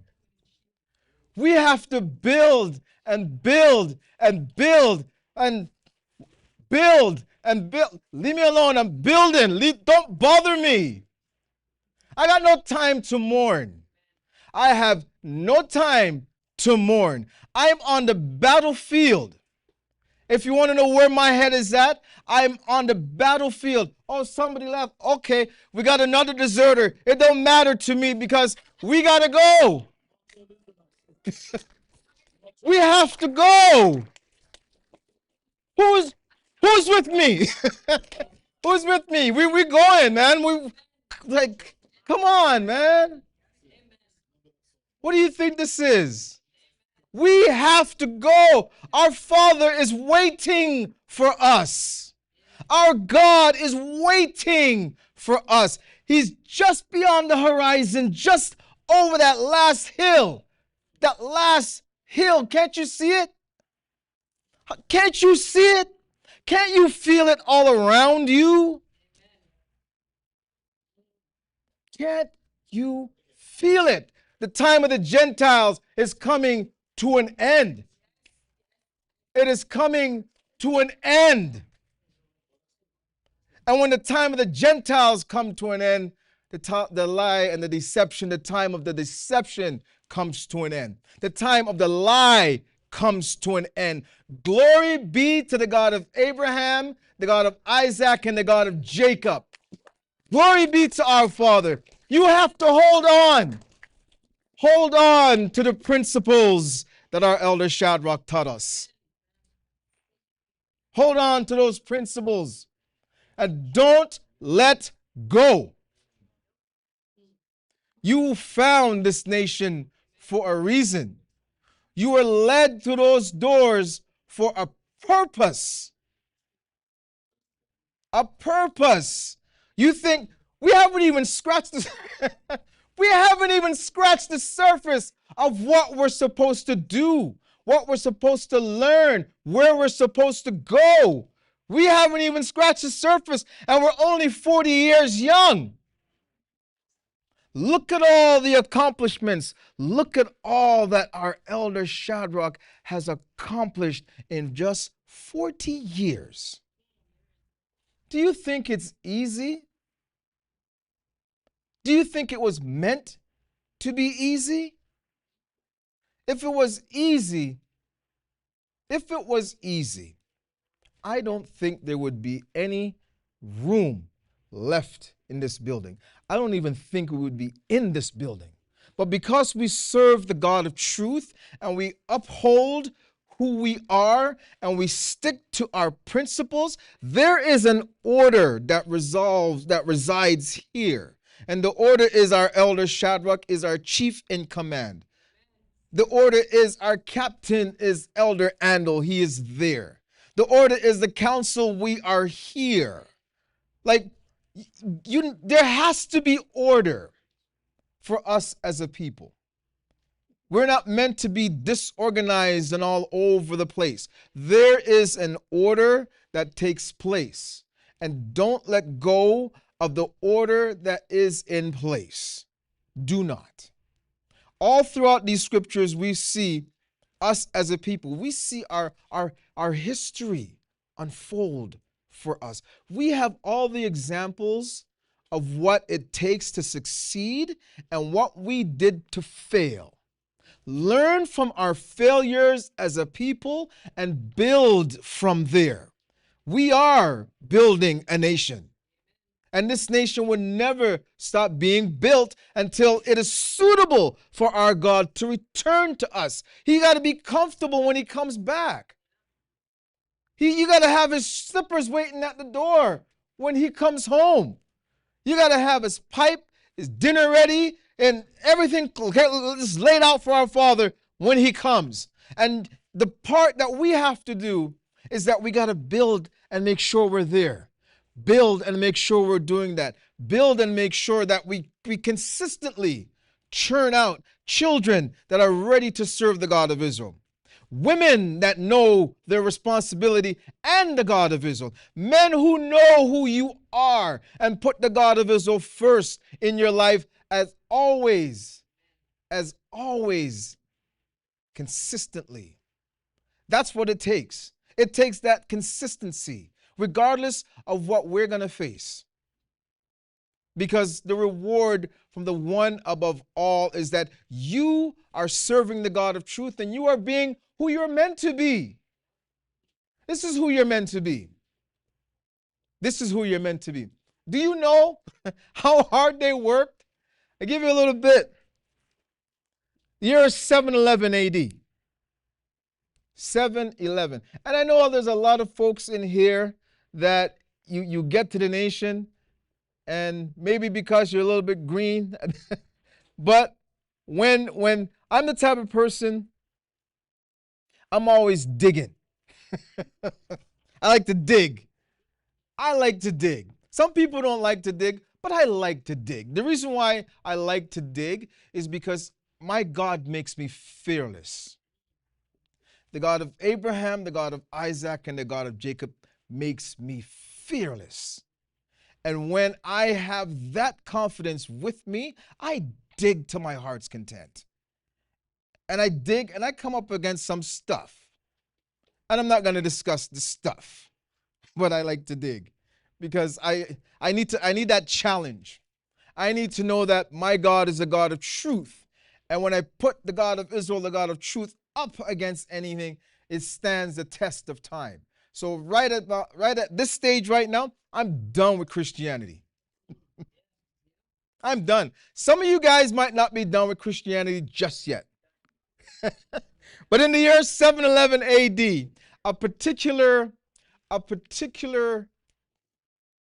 child, man, general, he invaded Spain. 711 AD. He looked like us. Although he was under a different banner, he was a Muslim. So he invaded Spain. And this is something that Elder kind of touched on this morning. But from the year 711, remember that year, 711. Does anyone know what happened in the year 711? Anyone know? You need to know. Not the store. Not the store. Not the store 711. But in the year 711 AD.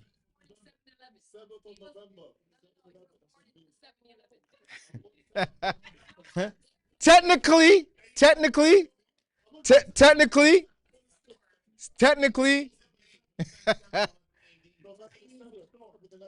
yeah. Oh yeah, yeah. And then technically it's the 9th month. Technically, what I'm telling you, when I tell you that they lied to us, even the calendar is a lie. You know the calendar is a lie. But then in the year 711 AD, a general by the name of Gabriel El Tariq, whatever his name is, he invaded Spain. He crossed the Gibraltar. As a matter of fact, the Rock of Gibraltar is named after him today. This Muslim general crossed into Spain and invaded Spain. He looked just like Andrew and all of us here. He looked like Priest Tyrone and all of us here. So they crossed into Spain. The year was 711 and brought Islam and civilization to Spain. Taught them how to read. Taught them the importance of soap. Oh, he was definitely one of us. He looked like one of us. Brought a mixture of Islam and this to the Gentiles in the 7-Eleven. And for the next 700 years, that's a long time. There was a succession of 10 rulers, 10 kings that looked like these people, these heavily melanated, as they say, black people, brought civilization to Spain and Portugal, and they civilized all of Europe. It was the epicenter. They called them the Moors, but they brought science, they brought culture, religion, and as I said, soap and water, and canals, and how to build cities, and they came as educators. Educators. So for that period of time, all these Gentiles were learning, learning. And as the story goes, in 1491, remember that year, 1491, there was an uprising of the Gentiles, and the Gentiles overthrew the Moors, and from that point on, history changed. Do your own research. Do your own research. They have the list of names. They have the list of kings and their accomplishments. They have everything that they did. Because after that, it was payback time for the Gentiles. And since then, till 2025, it has been the reign of the Gentiles.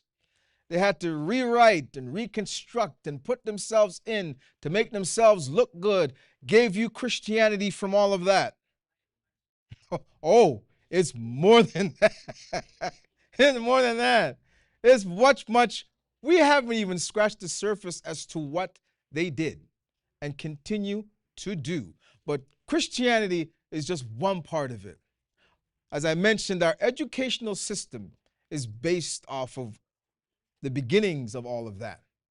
So we have a lot to learn when it comes to what has happened to us, because they had plenty of authority. They had plenty of authority to did what they did to us, but all of it is our own fault.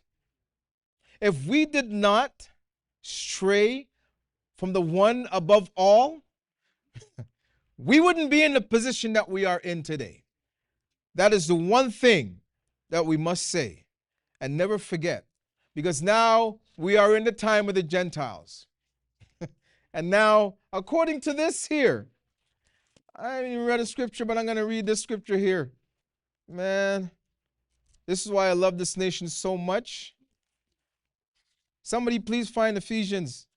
Here we go. Ephesians chapter 2. I just jumped from the Old Testament to the New Testament. Ephesians chapter 2. It says this. And you, from the first verse, hath he quickened who were dead in trespasses and sin, where in time past you walked according to the course of this world, according to the prince of the power of the air, the spirit that now worketh in the children of disobedience.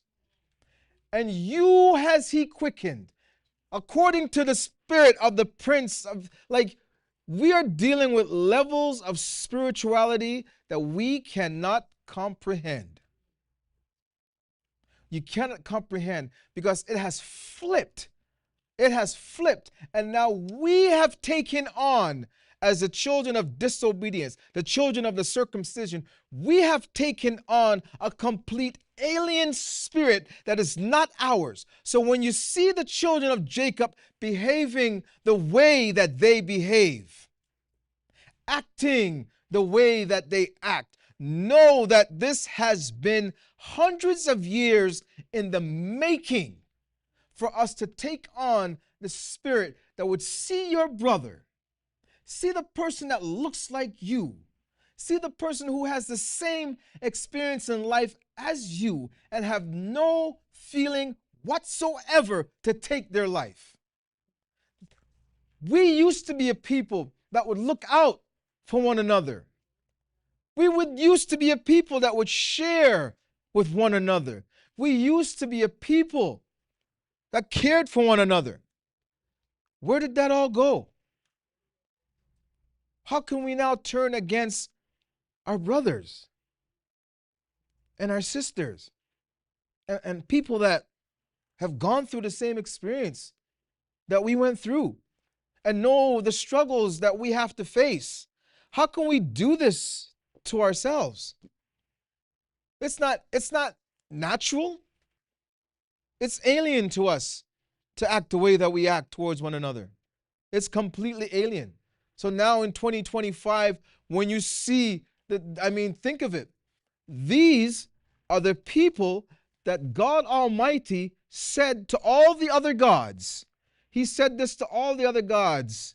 Do what you want, but Israel is mine. Israel is mine inheritance. These are my people. So our God proclaimed that, and we know that there is more than one God. There are several gods, but to all the gods he made a decree. He said, the children of Israel are mine. They are mine inheritance. You can have whoever you want, but I have made a covenant with my chosen, my people. Israel is my son, even my firstborn. My firstborn among all the nations, all the families of the earth. Only you have I known. Think of that when you think of your father and when you think of who you are. Of all the billions of people, only you have I known. And only this little Israelite nation, Worldwide Ministries, has an altar dedicated to me. Of all the billions. Of all the billions. Woo! All the billions. Wee! All the billions of people. All the billions. And then you want to cut off your access to the only living altar, to the only living God of truth. You want to cut off your access? Purposely? On purpose? Oh, wee. I got no time to mourn. I have no time to mourn. I have no time to mourn. And if you're gonna build with me, build with me. If you're gonna walk with me, walk with me. You're gonna run with me, run with me. But just know I have no time to mourn. None. You just think of, look, when you read this Bible and all of our forefathers that are here, and they dreamt, our forefathers dreamt of our day. They dreamt of our day, to see us in the land of our captivity, to see the pillar at the border. They only imagined, they only dreamt that there will be a pillar at the border and an altar in the midst. They dreamt and did not understand. They dreamt and did not know. Think of it. Joshua went in to the land, divided the land, fought against giants. They said that we look like grasshoppers. We look like grasshoppers. He said, fear them not. Behold Og, king of Bashan. When you see somebody like that, all you can say is Og. What's his name? Og. Think of it, man. He's a giant. The giants were real. He is Og. That's what is his name? Og. Where is his bed? Behold his bed. It's about like 14 cubits wide, length, and 8 cubits long. Our people, our God, gave us the commission, the permission, and the ability to go into your land and take it. Sent 12 spies, and only 2 came back with a goodly report and said, we can do this. We can take the land. The inhabitants are like nothing. They had grapes size of boulders. Like, behold the grapes, and look at the land that our fathers gave us. And only Joshua and Caleb came back and said, we can do this. We can take the land. Man, they did a piece of work on us. Like, think of it, man. They did a work on us. The year is 325, and they had a council. The Gentiles put a council together because they didn't understand Jesus the Christ. The council of, they had a council, Gentiles? Like, where are you going? This is why I always ask the question. And don't ever let Christians try to teach you. I always ask that question. What denomination was Jesus? I always ask that question. Don't ever let them escape without you asking. Don't let them escape. Do not let them escape without asking that question. Because they're going to come to you, I'm a Catholic, I'm a Protestant, I'm a Baptist, I'm a Seventh-day Adventist, I'm a this and I'm a that. Yeah, but what denomination was Jesus?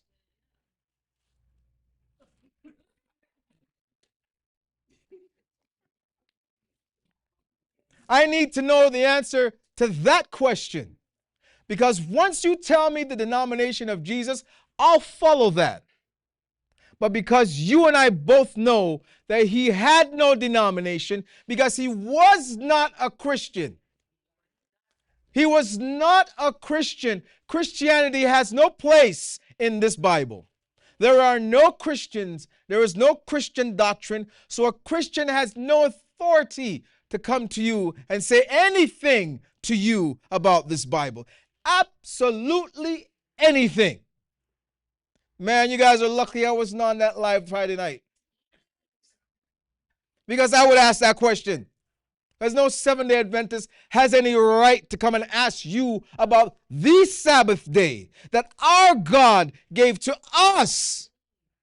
Our Father gave to us. And then you don't even understand when the Sabbath takes place.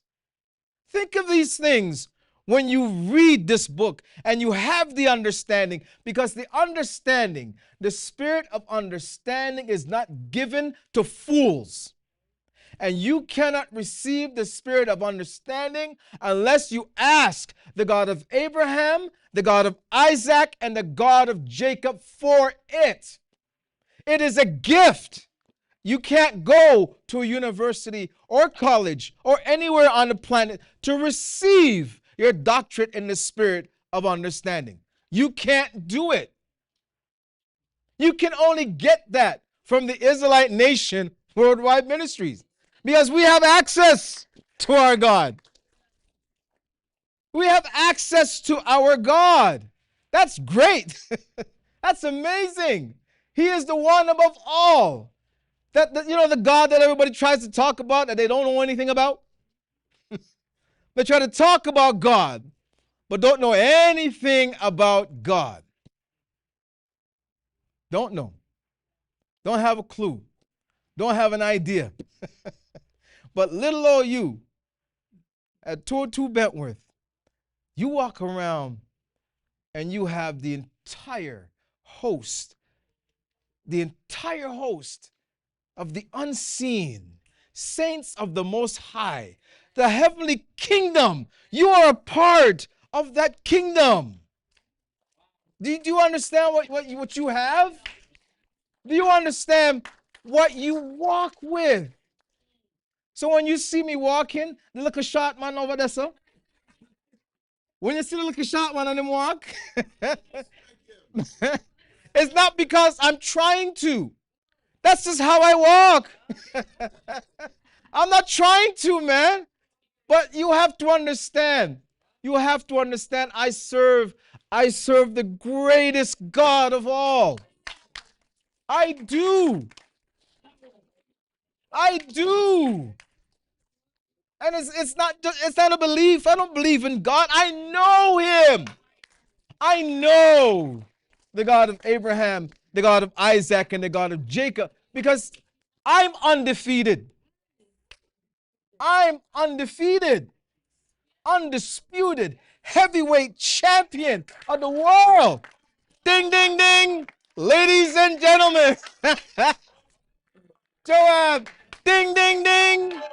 And in this corner, standing in the red, white, blue, and purple corner, hailing out of Jerusalem. I'm telling you, man.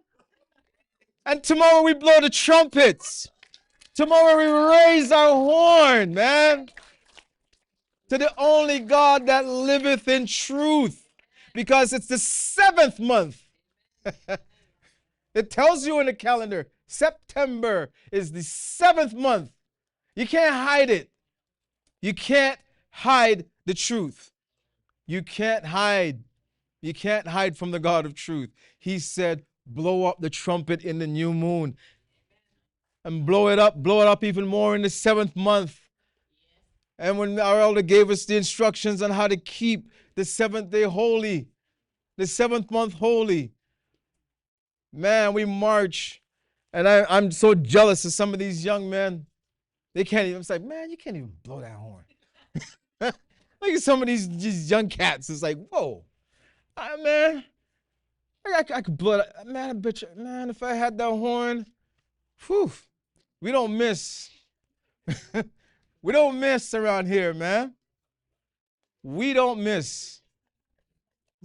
So Joab, I want to thank you for allowing your old uncle to share this message with you and to let everyone know, man, like, we are a special people. We truly are a special people. And you know it because Elder Kistrilli wrote that song, you know. You walk into a room one day, you will know you want to stay. That's right. That's the song. That's the song you take on the battlefield to you. Like I could picture Joshua and all the elders and the priests bearing the covenant, and all you hear is walking, and then just walking. And with the shout on that 7th day, the final day, surround the city 7 times. And then they made a shout, and the walls of Jericho came tumbling down.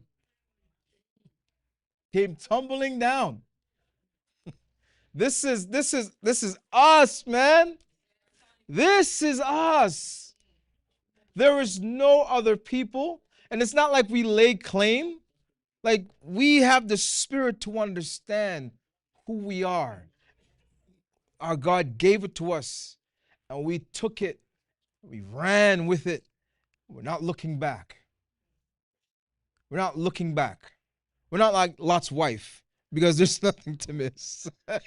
There's nothing to miss. What is there to miss when our whole future lies ahead of us? Our future lies ahead of us. Our future is a great future. Just put your shoulder to the wheel. Just put your shoulder to the wheel and march on. Because this is a war. In case you didn't know. In case you did not know. In case you thought it might be easy and it might be a cakewalk and you might have some easy times, just know that the God that you are serving, He is the one above all. That means that there are multiple gods that you have to fight against, multiple entities that you have to fight against, multiple situations that you're going to be in, multiple people that will try to bring you down and show you and try to tell you that where you're going and what you're doing is wrong and that there is no spirit of the God of Israel in where you go. They will tell you multiple times. But it's your job and your duty to uphold the vows that you took, the vows that you swore to the God of Israel, and be a woman of your word. Be a man of your word, because that's all we had back in the day. All you had was your word. Our father Abraham only had his word, and then he backed up his word with examples. He backed up his words with action, and he served the God of Israel faithfully, and he taught his son to do the same, and his son's son taught his son to do the same, and their sons taught all of their children, all of their wives, all of their people to do the same. Do the same. Do the same. That's who we are. That's all we need to know. Our God is the greatest God there is. He is the one above all. And I am proud, proud, proud to say that I know the God of truth, the one above all. And he does despise those who lie against him. And you will see what he will do.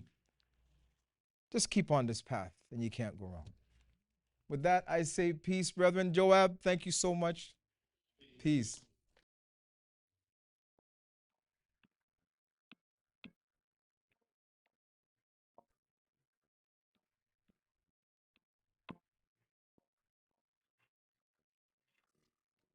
We love you, God of Israel. Yes, we do. And we love each other. So we pray you will never leave us. Yes, we pray you will not forsake us. And you'll stay. We have all fallen short of thy glory. You are